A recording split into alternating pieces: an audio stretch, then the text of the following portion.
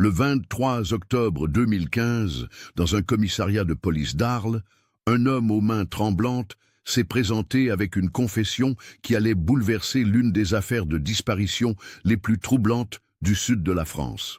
Marius Castanet, guide touristique de 62 ans, a déclaré aux enquêteurs qu'il gardait un secret depuis 14 années. Un secret qui concernait la disparition de Capucine Roussel, une jeune ornithologue de 29 ans qui avait mystérieusement disparu dans les marais de Camargue en août 2001. Ce que Marius allait révéler ce jour-là remettrait en question tout ce que les autorités pensaient savoir sur cette affaire. Car selon ses déclarations, Capucine n'avait pas simplement disparu dans les étendues sauvages de ce delta du Rhône. Elle avait été témoin de quelque chose qu'elle n'aurait jamais dû voir. Quelque chose que l'armée française était prête à tout pour cacher. Mais comment une brillante scientifique passionnée par la protection des oiseaux migrateurs avait-elle pu représenter une menace si importante qu'elle méritait de disparaître à jamais? Et pourquoi Marius Castanet avait-il attendu 14 longues années avant de briser son silence? Avant de continuer avec cette histoire perturbante, si vous appréciez les cas mystérieux réels comme celui-ci, abonnez-vous à la chaîne et activez les notifications pour ne manquer aucun nouveau cas. Maintenant, découvrons comment tout a commencé. La Camargue, cette région unique située dans le delta du Rhône, entre les départements du Gard et des Bouches-du-Rhône, s'étend sur plus de 150 000 hectares de terres humides, de lagunes salées et de marais. Reconnue comme réserve de biosphère par l'UNESCO depuis 1977, cette zone abrite une biodiversité exceptionnelle qui attire chaque année des milliers de chercheurs du monde entier. C'est dans ce décor grandiose, mais impitoyable, que Capucine Roussel avait choisi de consacrer sa vie professionnelle. Née le 15 mars 1972 à Montpellier, cette fille unique d'un professeur de biologie et d'une institutrice avait développé très tôt une passion dévorante pour l'ornithologie. Diplômée de l'Université de Montpellier en 1995 avec une mention très bien, elle avait ensuite obtenu son doctorat en écologie comportementale en 1999 sous la direction du professeur Henri Lavigne, une sommité reconnue dans l'étude des migrations aviaires. Capucine était une femme déterminée, aux cheveux châtains, toujours attachés en queue de cheval pratique, et aux yeux verts perçants, qui semblaient pouvoir identifier n'importe quelle espèce d'oiseau à des centaines de mètres. Mesurant 1,68 m, elle possédait cette résistance physique forgée par des années passées dans les conditions difficiles des marais camarguais. Ses collègues la décrivaient comme quelqu'un d'intègre, perfectionniste jusqu'à l'obsession, mais aussi généreuse et toujours prête à partager ses connaissances avec les étudiants. Depuis 2000, elle travaillait comme chercheuse associée à la station biologique de la Tour du Valat, un centre de recherche prestigieux créé en 1948 par Luc Hoffmann pour étudier et préserver les zones humides méditerranéennes. Située sur la commune d'Arles, cette station était devenue, au fil des décennies, une référence mondiale dans la conservation des écosystèmes deltaïques.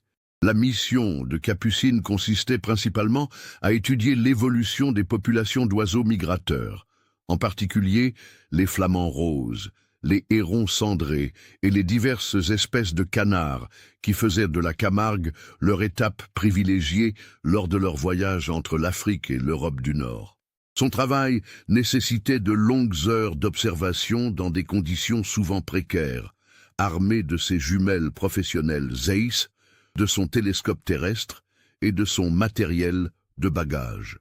Capucine vivait seule dans un petit appartement rue Gambetta à Arles, à seulement 15 minutes en voiture de son lieu de travail.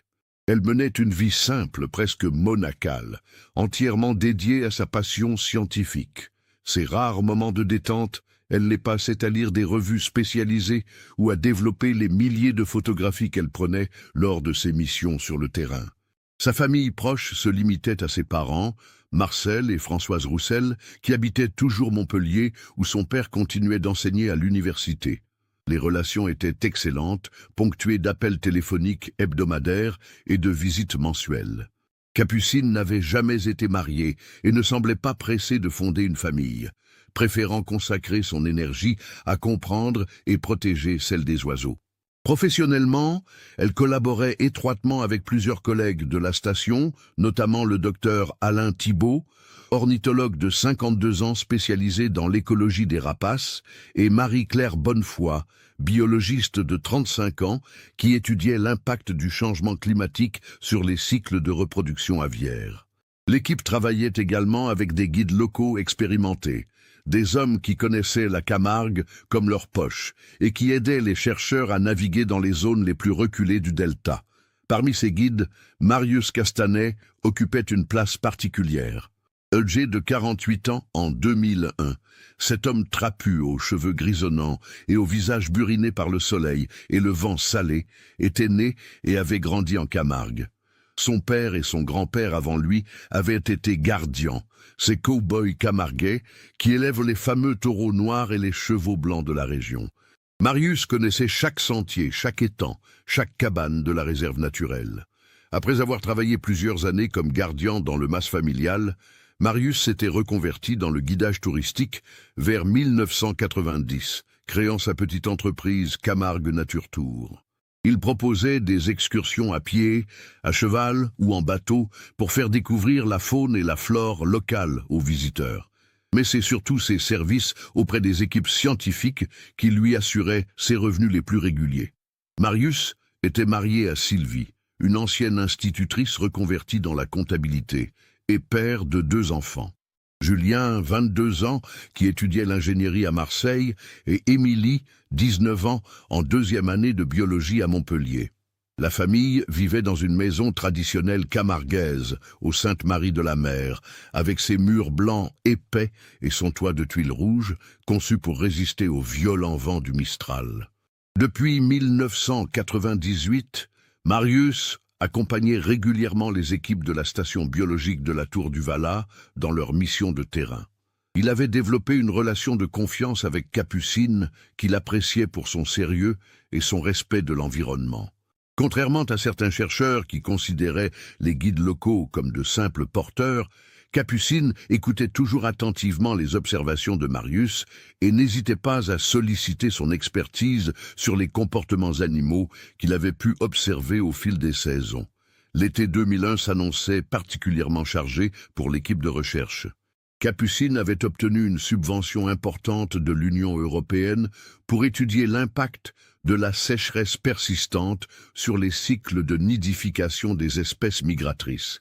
Les 3 dernières années avaient été marquées par des précipitations insuffisantes et les niveaux d'eau dans de nombreux étangs atteignaient des seuils critiques. Cette situation préoccupante avait des conséquences dramatiques sur la reproduction de nombreuses espèces. Les flamants roses, symboles de la Camargue, voyaient leur site de nidification traditionnel s'assécher prématurément, forçant les colonies à abandonner leurs œufs ou leurs poussins. Les populations de hérons cendrés et de hérons pourprés chutaient de manière alarmante, tandis que certaines espèces de canards modifiaient leur route migratoire pour éviter une région qui ne pouvait plus leur offrir les ressources nécessaires. Capucine avait planifié une série d'expéditions intensives pour documenter ces changements et proposer des mesures d'adaptation. Son projet, intitulé « Résilience des écosystèmes deltaïques face au changement climatique », prévoyait de cartographier précisément l'évolution des populations sur une zone de 50 km² dans la partie la plus sauvage de la réserve naturelle. Le lundi 20 juillet 2001, Capucine avait entamé ce qui devait être sa mission la plus ambitieuse. Accompagnée de Marius Castanet, elle devait passer une semaine dans la zone la plus reculée de la Camargue, près de l'étang de Vacarès, pour installer un réseau de caméras automatiques et effectuer des comptages précis des populations nichées. Cette partie de la réserve, accessible uniquement à pied ou en bateau, était réputée pour sa richesse ornithologique exceptionnelle, mais aussi pour ses conditions d'accès difficiles. Les sentiers, quand ils existaient, serpentaient entre des marécages traîtres, où il était facile de s'enliser, et la végétation dense de roseaux et de tamaris rendait l'orientation particulièrement délicate pour les non-initiés. Capucine et Marius étaient partis du petit port de pêche de Salins de Giraud vers 6 heures du matin, leurs équipements chargés dans un bateau à fond plat spécialement conçu pour naviguer dans les eaux peu profondes des étangs camarguais. Le matériel scientifique occupait l'essentiel de l'espace. Caméras de surveillance étanches, pièges photographiques infrarouges, matériel de bagage, tentes de camouflage, provisions pour une semaine et bien sûr les instruments de mesure et d'observation habituels. La météo était idéale pour ce type de mission. Ciel dégagé, vent faible et température matinale agréable autour de 22 degrés. Marius, qui connaissait parfaitement les courants et les zones navigables, avait prévu un itinéraire qui les mènerait d'abord vers les îlots de nidification des flamants roses, puis vers les zones de roselières où nichaient de nombreuses espèces de passereaux paludicoles. Les 3 premiers jours s'étaient déroulés exactement comme prévu. Capucine avait installé ses équipements avec la méticulosité qui la caractérisait, photographiant chaque installation et notant précisément les coordonnées GPS dans son carnet de terrain. Elle avait également effectué ses premiers comptages, confirmant malheureusement ses craintes. Les populations étaient en déclin significatif par rapport aux années précédentes. Le mercredi 24 juillet, vers 14 heures, Marius avait accompagné Capucine vers une zone qu'elle voulait absolument étudier. Un petit étang isolé, situé à environ 3 kilomètres au nord-est de leur campement de base. Cet étang, appelé localement l'Oupalun-secrète par les anciens gardiens, était réputé pour abriter une colonie de hérons pourprés particulièrement importante. L'accès nécessitait une marche d'1 heure et demie à travers des sentiers peu praticables, serpentant entre des zones marécageuses et des bosquets de tamaris. Capucine portait son équipement habituel. Jumelles Zeiss, Victory autour du cou, télescope terrestre Kowa dans son sac à dos étanche, appareil photo Canon EOS 1V avec plusieurs objectifs, carnet de terrain sous plastique, GPS Garmin e-Trex, et bien sûr, sa trousse de bagages au cas où elle pourrait capturer quelques spécimens pour ses études. Vers 15h30, ils avaient atteint les abords de l'étang. Capucine était immédiatement tombée en extase devant le spectacle qui s'offrait à eux. Une quarantaine de hérons pourprés évoluaient dans les roseaux, accompagnés d'aigrettes garzettes et de plusieurs espèces de canards qu'elle devait encore identifier précisément. Marius se souvenait parfaitement de ce moment.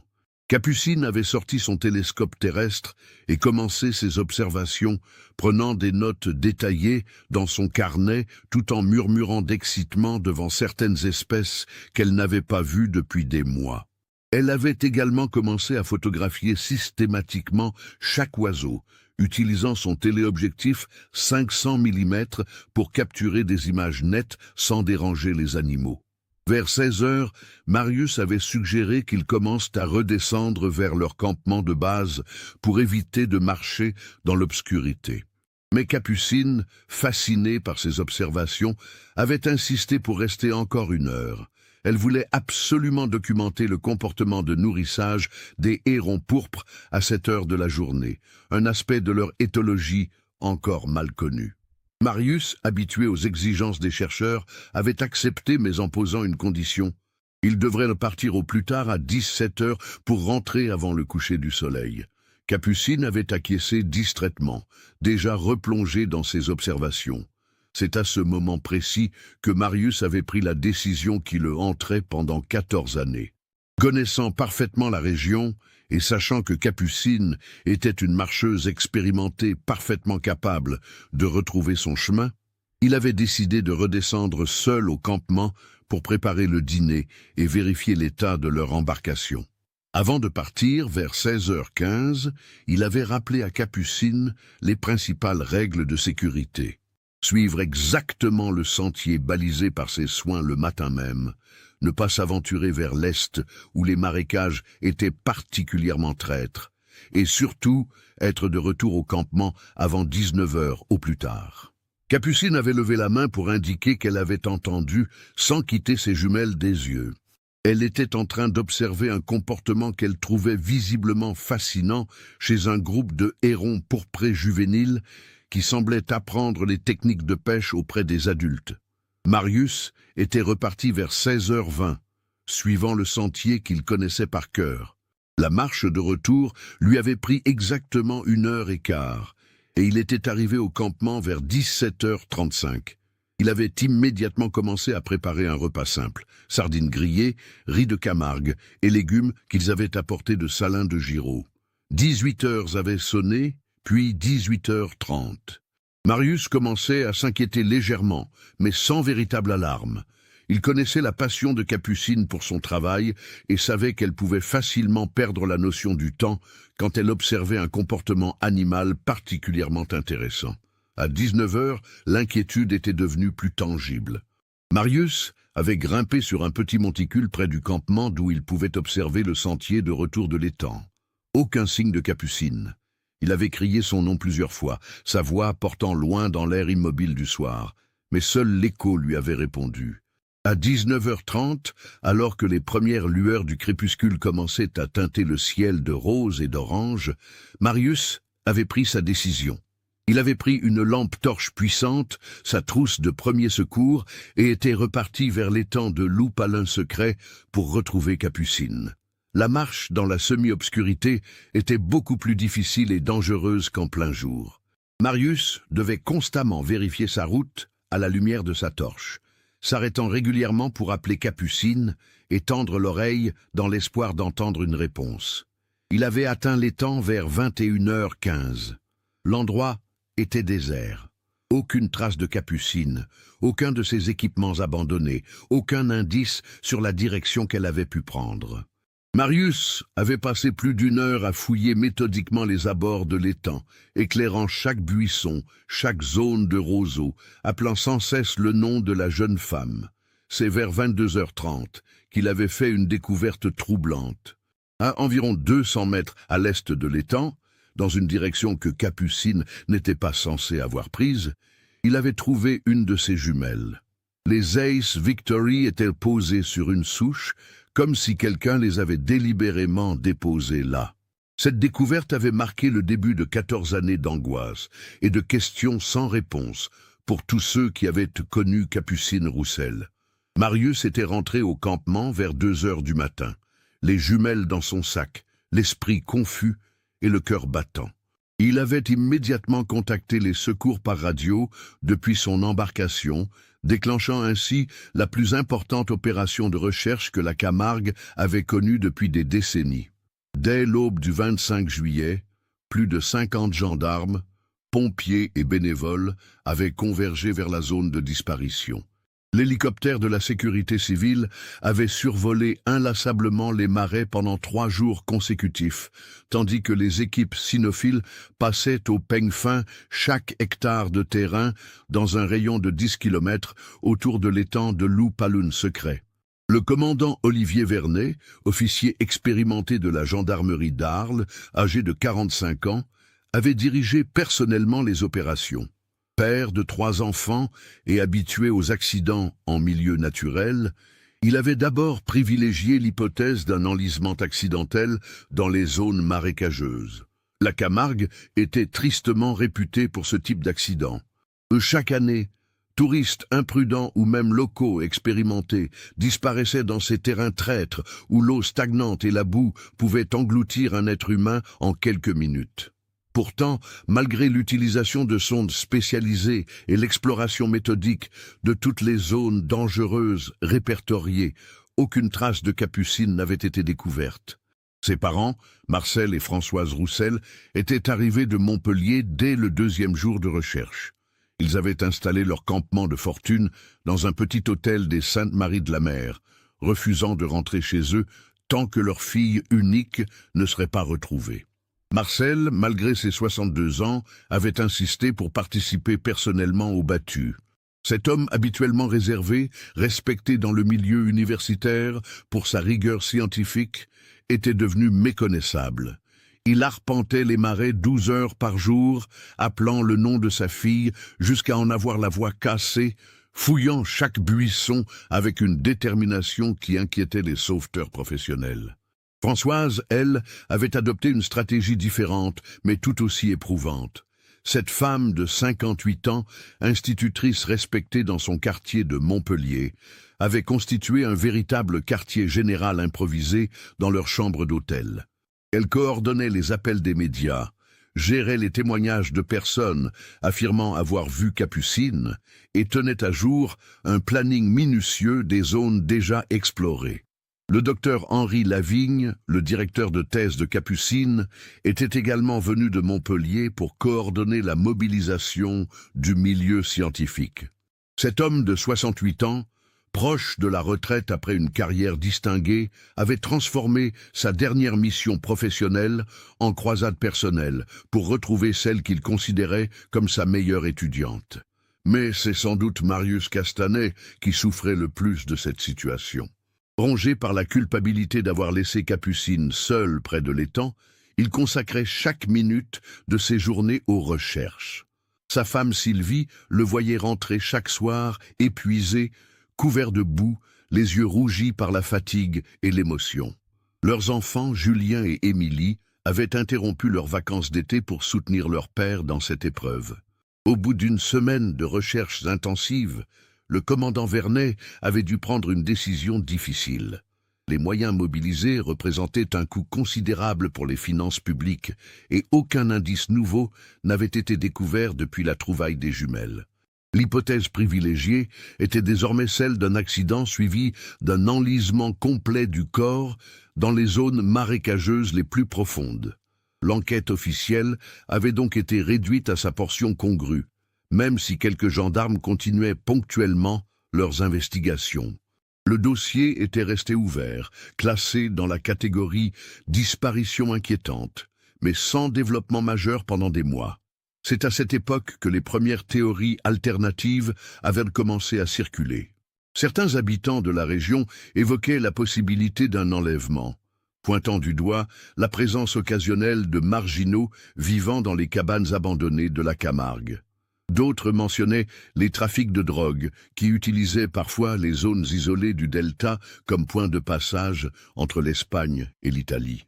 La station biologique de la Tour du Valat avait organisé plusieurs battues supplémentaires avec ses propres équipes, mobilisant des dizaines de chercheurs et d'étudiants venus de toute l'Europe. Le docteur Alain Thibault et Marie-Claire Bonnefoy avaient coordonné ces efforts, transformant temporairement leur mission scientifique en opération de recherche. Les mois avaient dépassé, puis les années. Marcel et Françoise Roussel étaient devenus des figures familières dans la région, revenant chaque été pour organiser de nouvelles recherches avec l'aide d'associations de bénévoles. Ils avaient créé en 2003 l'association Capucine Espoir, qui proposait son aide aux familles d'autres personnes disparues en milieu naturel. Marcel avait pris sa retraite anticipée en 2004 pour se consacrer entièrement à cette mission. Son épouse l'avait rejoint 2 ans plus tard. Ils avaient vendu leur maison familiale de Montpellier pour s'installer définitivement à Arles, dans un petit appartement rue de la République, à quelques centaines de mètres du commissariat où ils se rendaient régulièrement pour demander des nouvelles de l'enquête. Le commandant Vernet, muté à Marseille en 2005, avait transmis le dossier à son successeur avec une note personnelle, exprimant ses regrets de ne pas avoir pu apporter de réponse à cette famille brisée. Il avait gardé un contact personnel avec les Roussel, leur téléphonant chaque année à la date anniversaire de la disparition pour leur assurer qu'ils n'avaient jamais cessé de penser à leur fille. Marius Castanet, de son côté, avait progressivement réduit ses activités de guide touristique. Il ne pouvait plus passer près de l'étang de Loupalonne secret sans ressentir une angoisse terrible. Sa femme Sylvie racontait qu'il faisait régulièrement des cauchemars, se réveillant en sursaut en appelant le nom de Capucine. Il avait consulté un psychologue à plusieurs reprises, mais rien ne semblait pouvoir apaiser sa culpabilité. En 2006, il avait même engagé de ses propres deniers un détective privé, ancien gendarme reconverti dans les enquêtes civiles. Cet homme, Bernard Castellan, avait mené pendant 6 mois une investigation parallèle, interrogeant de nouveau tous les témoins et explorant des pistes négligées par l'enquête officielle. Mais ses conclusions avaient été identiques. Aucun élément ne permettait d'expliquer la disparition de Capucine.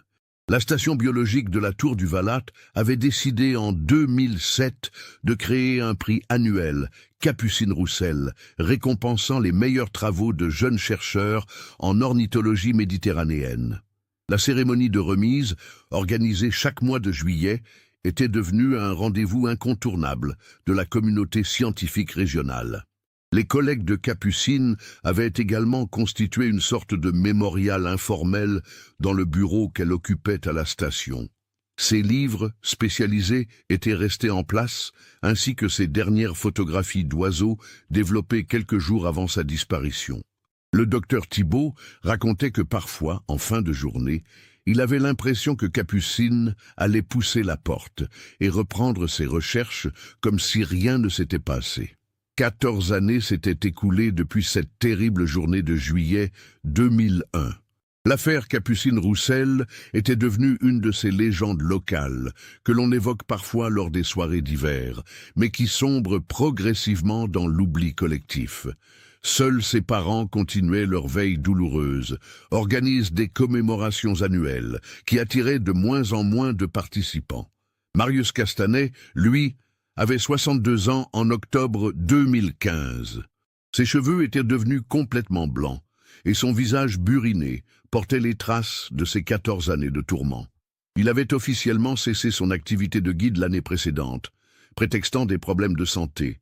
Mais la vérité était plus complexe. Il ne supportait plus de côtoyer les lieux qui lui rappelaient cette journée maudite. C'est un événement a priori banal qui allait déclencher la confession qui bouleverserait l'affaire. Le 18 octobre 2015, Sylvie Castanet était tombée dans l'escalier de leur maison des Saintes-Maries-de-la-Mer. Transportée d'urgence à l'hôpital d'Arles, elle avait été hospitalisée pour une fracture complexe de la hanche qui nécessitait une intervention chirurgicale lourde. Pendant les 3 jours où Sylvie était restée entre la vie et la mort en réanimation, Marius avait vécu un véritable cauchemar éveillé. Cet homme, qui avait déjà perdu son père et sa mère dans les années précédentes, ne supportait pas l'idée de perdre également la femme de sa vie. Il passait ses journées dans la salle d'attente de l'hôpital, refusant de rentrer chez lui, dormant sur les chaises inconfortables des couloirs. C'est dans cet état de fragilité extrême, d'épuisement physique et psychologique, que quelque chose s'était brisé dans l'esprit de Marius. Le 21 octobre, alors que les médecins venaient enfin de lui annoncer que l'état de Sylvie s'améliorait et qu'elle était hors de danger, il avait éclaté en sanglots devant le chirurgien orthopédiste. Le docteur Pascal Reynaud, habitué à gérer les émotions des familles dans ces moments difficiles, avait d'abord pensé qu'il s'agissait d'une réaction de soulagement normale. Mais les paroles de Marius l'avait intrigué. « Je ne peux pas la perdre elle aussi, docteur. J'ai déjà sur la conscience la mort de cette jeune femme. Je ne peux pas porter 2 morts. » Intrigué par cette confidence spontanée, le docteur Reynaud avait essayé d'en savoir plus, mais Marius s'était refermé comme une huître. Il était rentré chez lui le soir même, laissant Sylvie aux soins de l'équipe médicale, et avait passé une nuit blanche, à tourner en rond dans sa maison vide. Le lendemain matin, 22 octobre, il s'était réveillé avec une décision irrévocable. Il allait enfin dire la vérité. Toute la vérité sur ce qui s'était réellement passé le 24 juillet 2000, près de l'étang de Loup-Palin secret. Il s'était rasé soigneusement, avait enfilé son costume sombre qu'il ne portait que pour les grandes occasions, et s'était rendu au commissariat de police d'Arles vers 8 heures du matin. L'agent d'accueil, surpris de voir cet homme visiblement bouleversé, demander à parler d'urgence à un responsable pour une affaire de meurtre, avait immédiatement contacté l'inspecteur de garde. L'inspecteur Claire Fontaine avait 38 ans et 12 années d'expérience dans la police judiciaire. Cette femme méthodique et perspicace, spécialisée dans les affaires de personnes disparues, connaissait parfaitement le dossier Capucine Roussel qu'elle avait hérité de ses prédécesseurs lors de sa mutation à Arles en 2012. Quand Marius Castanet s'était présenté à elle ce matin d'octobre, réclamant de tout avouer sur la mort de l'ornithologue, Claire avait d'abord pensé qu'elle avait affaire à un déséquilibré. Depuis 14 ans, plusieurs personnes étaient venues confesser des crimes imaginaires liés à cette affaire qui avait marqué la région. Mais quelque chose dans l'attitude de Marius l'avait intrigué. Contrairement aux mythomanes habituels qui cherchèrent l'attention en inventant des histoires rocambolesques, cet homme semblait véritablement rongé par la culpabilité. Ses mains tremblaient, sa voix était cassée par l'émotion, et il connaissait des détails sur l'affaire qui n'avaient jamais été rendus publics. Madame l'inspecteur, avait-il commencé d'une voix à peine audible, il faut que vous sachiez que Capucine Roussel n'est pas morte accidentellement. Elle a été tuée parce qu'elle avait vu quelque chose qu'elle n'aurait pas dû voir. Et moi, j'ai tout vu. J'ai vu qui l'a tuée et pourquoi, mais j'ai eu peur de parler. Pendant 14 ans, j'ai vécu avec ce secret, mais je ne peux plus. L'inspecteur Fontaine avait immédiatement lancé l'enregistrement de l'audition et convoqué un greffier. Elle savait qu'elle était peut-être en train d'assister à un tournant majeur dans une des affaires les plus mystérieuses de sa carrière. Marius avait alors commencé un récit qui allait bouleverser tout ce que les enquêteurs pensaient savoir sur cette disparition. Selon ses déclarations, il n'avait pas dit toute la vérité en 2001. Ce 24 juillet, après avoir quitté Capucine près de l'étang vers 16h15, il n'était pas directement rentré au campement comme il l'avait toujours affirmé. En réalité, il avait fait un détour par une zone qu'il n'avait jamais mentionnée aux enquêteurs. Un secteur situé à environ 1 kilomètre au nord-est de l'étang de Loupalin-Secret, dans une partie de la réserve officiellement classée zone militaire interdite au public. Cette zone, délimitée par de vieux panneaux rouillés datant de la Seconde Guerre mondiale, était théoriquement abandonnée depuis des décennies. Marius connaissait l'existence de cette zone interdite depuis son enfance. Son grand-père, ancien gardien, lui avait raconté qu'il s'agissait d'un ancien terrain d'entraînement de l'armée française qui avait servi pendant la guerre, puis occasionnellement dans les années 50 et 60. Officiellement, le site avait été déclassé en 1975 et rendu à la réserve naturelle, mais les panneaux d'interdiction n'avaient jamais été retirés. Ce 24 juillet 2001, Marius avait décidé de faire ce détour pour vérifier l'état d'un vieux ponton de pêche que son père avait construit dans cette zone dans les années 70. Il voulait savoir s'il était encore utilisable, car il envisageait d'y emmener des touristes pour des sessions de pêche au brochet dans l'étang adjacent. C'est en approchant de cette zone vers 16h45 qu'il avait entendu un bruit totalement inhabituel dans cet environnement sauvage. Le vrombissement sourd d'un hélicoptère militaire. Intrigué, il s'était caché derrière un bosquet de tamaris et avait observé la scène avec ses propres jumelles. Ce qu'il avait vu l'avait pétrifié. Un hélicoptère de l'armée française, un gazelle aux couleurs militaires, s'était posé dans une clairière au centre de la zone interdite. 4 hommes en tenue de camouflage en étaient descendus, portant ce qui ressemblait à des conteneurs métalliques étanches. Ils avaient commencé à creuser une fosse à l'aide d'outils mécaniques qu'ils avaient déchargés de l'appareil. Marius était resté tétanisé pendant plus d'1 heure, observant ces hommes qui semblaient enterrer les conteneurs avec une efficacité militaire. Il ne comprenait pas ce qui se passait, mais il savait instinctivement qu'il était en train d'assister à quelque chose d'illégal.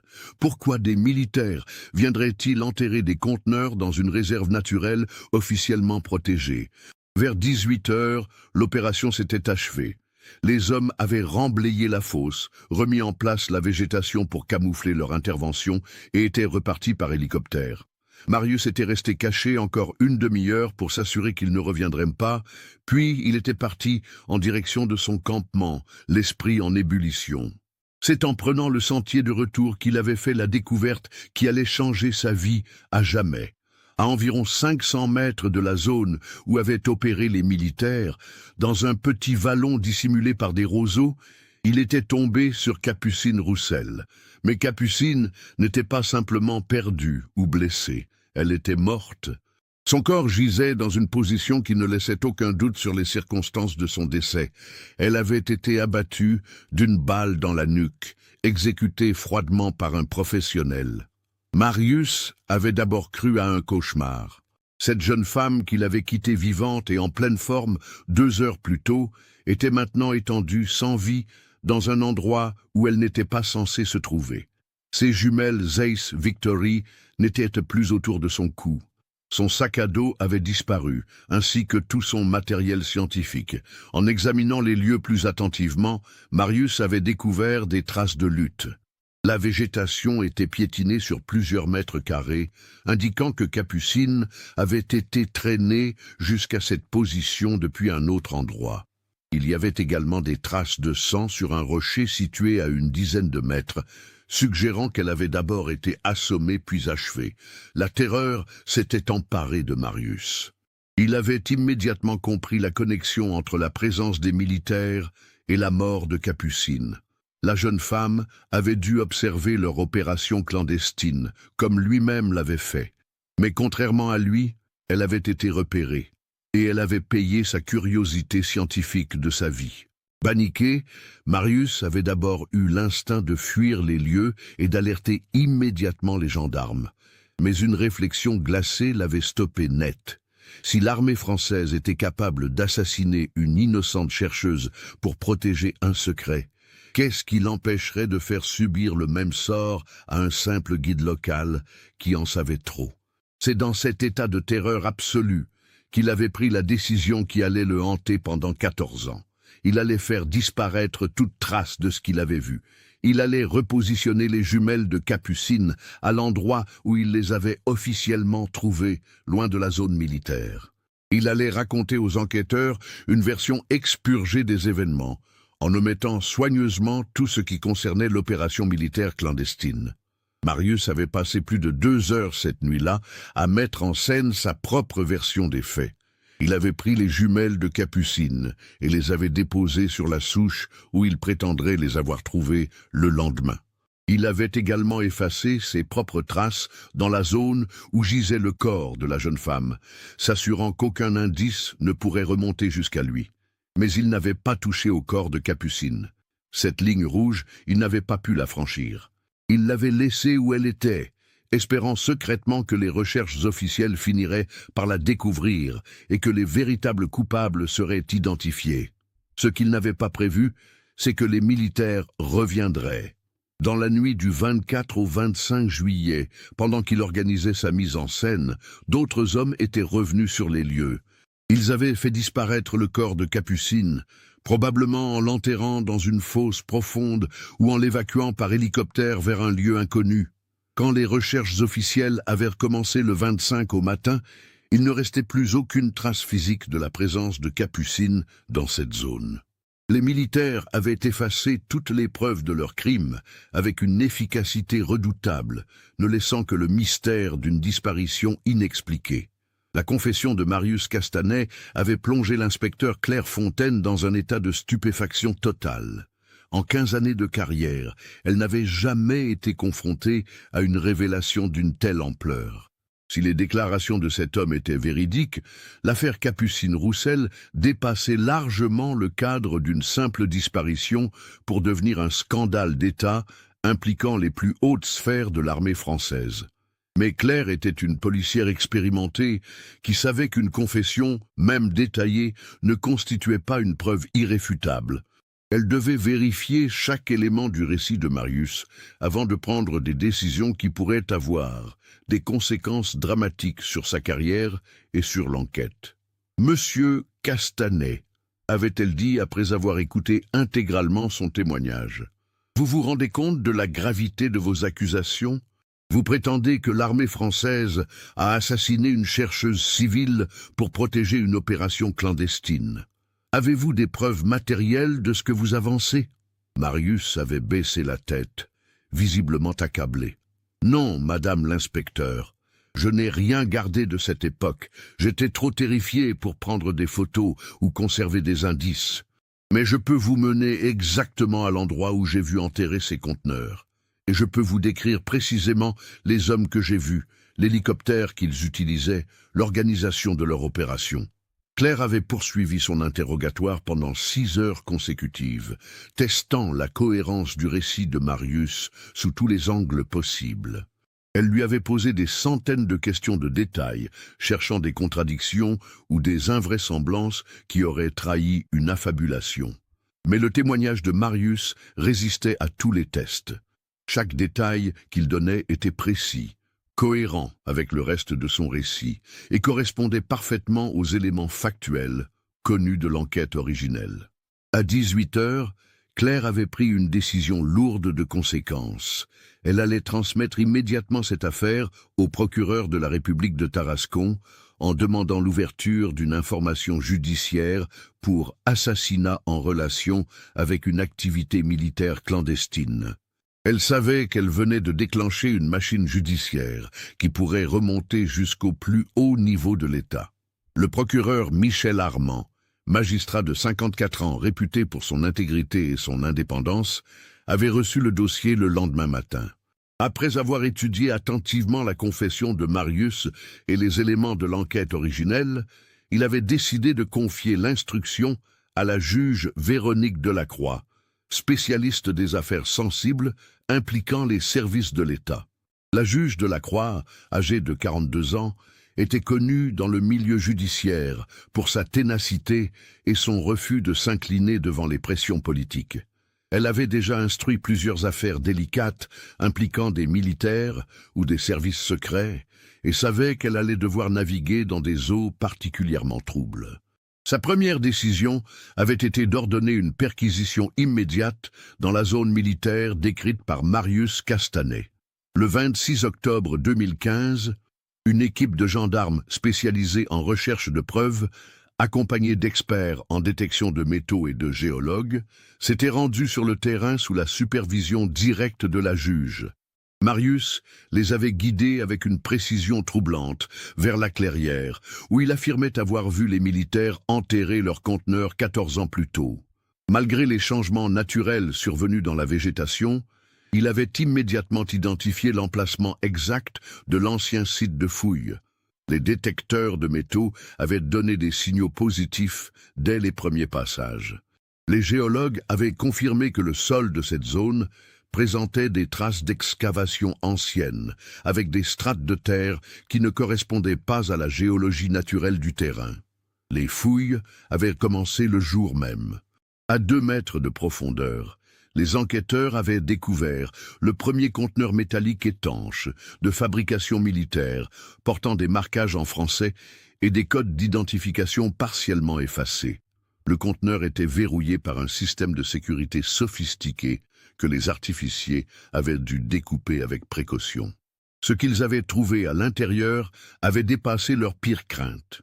Le conteneur renfermait des échantillons de substances chimiques hautement toxiques, des documents techniques en français décrivant des protocoles d'expérimentation et surtout des rapports d'analyse détaillés datés de juillet 2001.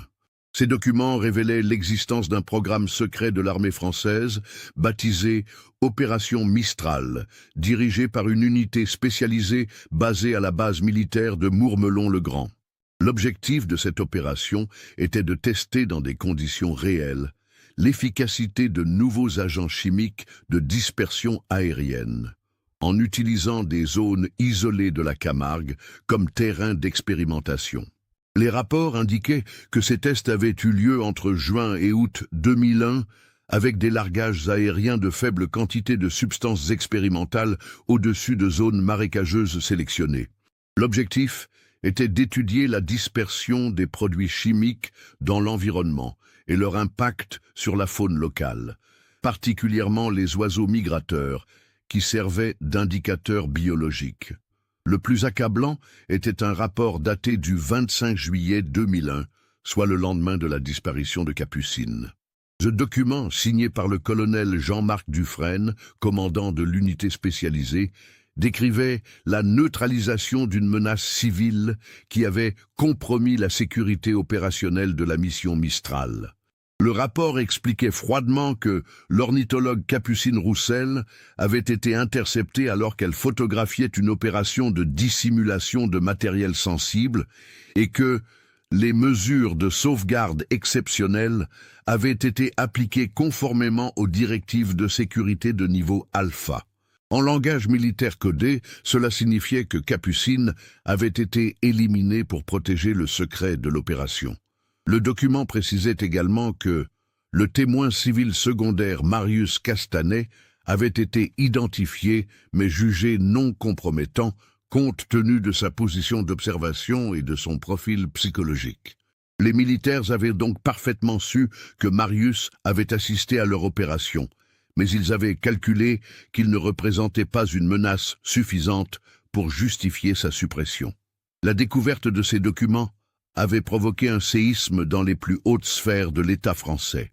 Le ministre de la Défense de l'époque, interrogé par la juge Delacroix, avait nié toute connaissance de l'opération Mistral, affirmant qu'il s'agissait d'une initiative clandestine menée par des éléments incontrôlés de l'armée. Mais les investigations approfondies avaient révélé que l'opération avait été autorisée au plus haut niveau, avec des financements budgétaires officiels dissimulés dans des postes de recherche militaire classifiés. Les tests chimiques en Camargue s'inscrivaient dans un programme plus vaste de développement d'armes de dispersion environnementale, en violation flagrante de plusieurs conventions internationales signées par la France.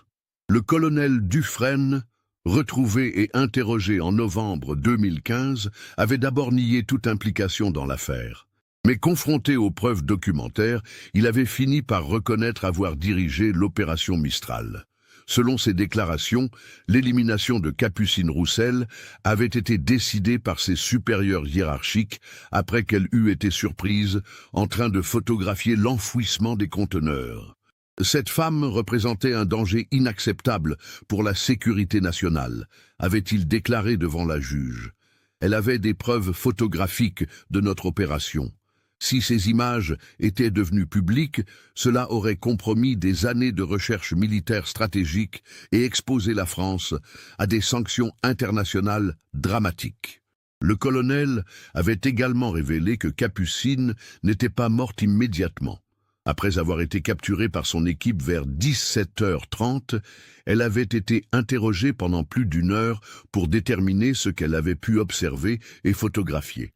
Elle avait courageusement refusé de révéler l'emplacement de ses appareils photo et de ses notes, même sous la menace.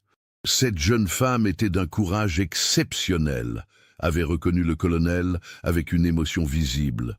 Elle savait parfaitement qu'elle allait mourir, mais elle a refusé jusqu'au bout de coopérer. Elle a dit qu'elle préférait mourir plutôt que de voir des armes chimiques testées dans une réserve naturelle qu'elle aimait plus que sa propre vie. Capucine avait finalement été exécutée vers 19h par un tireur d'élite de l'unité, d'une balle dans la nuque, selon les méthodes d'élimination discrètes enseignées dans les forces spéciales. Son corps avait ensuite été évacué par hélicoptère vers une base militaire où il avait été incinéré dans les installations de destruction de matériel classifié. L'affaire Capucine Roussel était devenue en quelques semaines l'un des plus grands scandales politico-militaires de la Ve République. Les révélations sur l'opération Mistral avaient déclenché une crise gouvernementale majeure, contraignant le Premier ministre de l'époque à démissionner et provoquant une commission d'enquête parlementaire sur les activités clandestines de l'armée française. 12 personnes avaient été mises en examen dans cette affaire, du simple soldat qui avait participé à l'enfouissement des conteneurs jusqu'au général de division qui avait autorisé l'opération depuis son bureau du ministère de la Défense. Le colonel Dufresne, reconnu coupable d'assassinat et de violation des conventions internationales sur les armes chimiques, avait été condamné à 25 ans de réclusion criminelle. Pour Marcel et Françoise Roussel, ces révélations avaient été à la fois un soulagement et une douleur renouvelée. Après 15 années d'incertitude, ils connaissaient enfin la vérité sur le sort de leur fille unique. Mais cette vérité était bien plus terrible que tout ce qu'ils avaient pu imaginer dans leur pire cauchemar. Notre Capucine est morte en héroïne, avait déclaré Marcel lors d'une conférence de presse organisée par leurs avocats. Elle a donné sa vie pour protéger l'environnement qu'elle aimait et pour empêcher que des armes chimiques soient testées dans une réserve naturelle. Elle est morte debout, fidèle à ses convictions jusqu'au bout. Françoise, elle, n'avait pas pu prononcer un mot durant cette conférence de presse. Cette femme de 73 ans, brisée par 15 années de recherche vaine, pleurait silencieusement en serrant contre elle la dernière photographie de sa fille, prise quelques jours avant sa mission fatale. L'État français avait été condamné à verser des dommages et intérêts considérables à la famille Roussel, mais aussi à plusieurs organisations de protection de l'environnement qui s'étaient portées partie civile. Plus symboliquement, le gouvernement avait décidé de créer la réserve naturelle Capucines-Roussel sur la zone où avaient eu lieu les tests chimiques garantissant sa protection perpétuelle. Marius Castanet, blanchi de toute culpabilité pénale compte tenu des circonstances exceptionnelles de son silence, avait néanmoins du mal à vivre avec les conséquences de sa confession tardive. Il savait que s'il avait parlé plus tôt, d'autres victimes auraient peut-être pu être évitées, car les enquêtes avaient révélé que l'opération Mistral avait continué pendant plusieurs années après la mort de Capucines. « Je me suis comporté en lâche », avait-il confié à l'inspecteur Fontaine lors de son dernier interrogatoire. « J'ai laissé cette famille souffrir pendant 15 ans par peur, pour ma propre sécurité. Je ne mérite pas le pardon, mais j'espère que la vérité permettra enfin à Capucines de reposer en paix. » Sylvie Castanet, remise de ses blessures, avait soutenu son mari durant toute cette période difficile. Elle avait déclaré aux médias qu'elle comprenait sa peur et qu'elle l'aurait probablement poussé au silence si elle avait connu la vérité à l'époque. « Nous avons 2 enfants », avait-elle expliqué. Marius savait que s'il parlait, notre famille entière risquait de subir le même sort que cette pauvre jeune femme. La station biologique de la Tour du Valat avait organisé une cérémonie d'hommage grandiose pour Capucines Roussel en juillet 2016, 15 ans jour pour jour après sa disparition. Des scientifiques du monde entier étaient venus rendre hommage à cette chercheuse qui avait payé de sa vie son engagement pour la protection de l'environnement. Le docteur Henri Lavigne, désormais âgé de 83 ans, avait prononcé un discours émouvant devant plus de 500 personnes rassemblées dans la réserve naturelle. Capucines représentait ce que la science a de plus noble, avait-il déclaré. Elle cherchait la vérité pour servir le bien commun, sans jamais calculer les risques personnels. Sa mort nous rappelle que la liberté de la recherche et la protection de l'environnement sont des combats qui demandent parfois le sacrifice ultime. L'affaire avait également eu des conséquences internationales majeures. L'Union européenne avait lancé une enquête approfondie sur les programmes d'armement chimique des pays membres, contraignant la France à ouvrir ses archives militaires à l'inspection internationale. Plusieurs conventions sur les armes chimiques avaient été renforcées, avec des mécanismes de contrôle plus stricts. Les tests chimiques en milieu naturel avaient été définitivement interdits sur le territoire français, et un organisme de surveillance indépendant avait été créé pour contrôler les activités de recherche militaire susceptibles d'affecter l'environnement. Ironiquement, les recherches de Capucines sur l'impact de la sécheresse sur les populations d'oiseaux migrateurs avaient finalement été publiées à titre posthume par ses collègues de la station de la Tour du Valat. Ces travaux, basés sur ses notes et ses observations des semaines précédant sa mort, étaient devenus une référence mondiale en ornithologie méditerranéenne. Le prix annuel Capucines Roussel avait pris une dimension internationale, récompensant désormais les chercheurs qui prenaient des risques personnels pour défendre l'intégrité scientifique face aux pressions politiques ou économiques. De jeunes scientifiques du monde entier venaient chaque année en Camargue recevoir cette distinction qui était devenue l'une des plus prestigieuses dans le domaine de l'écologie. En 2018, un monument avait été érigé près de l'étang de Loup-Palin secret, à l'endroit exact où Capucines avait effectué ses dernières observations d'oiseaux. Cette stèle de pierre locale portait une inscription simple: Capucines Roussel, 1972-2001. Scientifique Et héroïne, elle a donné sa vie pour protéger la nature qu'elle aimait. Marcel Roussel était décédé en 2019, à l'âge de 86 ans, dans la paix retrouvée après avoir enfin connu la vérité sur le sort de sa fille.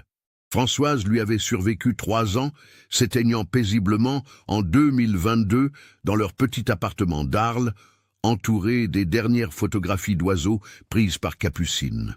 Leur dernière volonté stipulait que leurs cendres devaient être dispersées dans l'étang de Loupalon secret pour qu'ils puissent retrouver leur fille dans les lieux qu'elle avait tant aimés. Cette cérémonie, organisée en présence de Marius Castanet et de dizaines d'anciens collègues de Capucine, avait marqué la fin symbolique de cette tragédie familiale. L'inspecteur Claire Fontaine avait été promu commissaire divisionnaire en reconnaissance de son travail exemplaire sur cette affaire. Elle dirigeait désormais une unité spécialisée dans les crimes d'État et les disparitions suspectes, utilisant l'expérience acquise dans l'affaire Roussel pour résoudre d'autres mystères impliquant les services secrets français. Marius Castanet continuait de vivre au Sainte-Marie-de-la-Mer avec Sylvie, mais il avait définitivement cessé toute activité liée à la Camargue. À 70 ans, il consacrait son temps à l'écriture d'un livre de mémoire sur cette affaire, espérant que son témoignage pourrait servir à d'autres personnes confrontées à des dilemmes moraux similaires. J'ai appris qu'il y a des moments dans la vie où le courage n'est pas une option, écrivait-il dans l'épilogue de son manuscrit. Capucine Roussel a eu ce courage que moi je n'ai pas eu. Si mon témoignage tardif peut éviter qu'une seule famille vive ce que les Roussel ont vécu, alors peut-être que mes 14 années de lâcheté n'auront pas été complètement inutiles. L'affaire Capucine Roussel était ainsi devenue bien plus qu'un simple fait divers criminel. Elle était devenue un symbole de la résistance civile face aux abus de pouvoir, un rappel que la science et la conscience peuvent parfois exiger le sacrifice ultime, et une leçon sur les conséquences dramatiques du silence face à l'injustice. Dans les marais de Camargue, les oiseaux migrateurs continuaient leurs cycles éternels, protégés désormais par la mémoire d'une jeune femme qui avait préféré mourir debout plutôt que de les voir empoisonnés par les armes de la guerre. Et dans cette nature sauvage qu'elle avait tant aimée, le nom de Capucine Roussel résonnait désormais comme celui d'une véritable héroïne des temps modernes. Cette affaire nous montre comment une seule personne courageuse peut révéler les plus sombres secrets d'État, mais aussi comment le silence de témoins terrorisés peut perpétuer l'injustice pendant des décennies. Le courage de Capucine Roussel face à ses bourreaux et la confession tardive mais salvatrice de Marius Castanet nous rappellent que la vérité finit toujours par triompher, même après 15 années d'obscurité. Qu'est-ce que vous pensez de cette histoire ? Avez-vous réussi à percevoir les signes qui pointaient vers la vérité au fil du récit? Partagez vos réflexions dans les commentaires. Si vous avez été touché par ce cas d'une complexité exceptionnelle, n'oubliez pas de vous abonner à la chaîne et d'activer les notifications. Laissez votre like si cette enquête vous a marqué et partagez-la avec quelqu'un qui s'intéresse aussi aux affaires qui révèlent les faces cachées du pouvoir.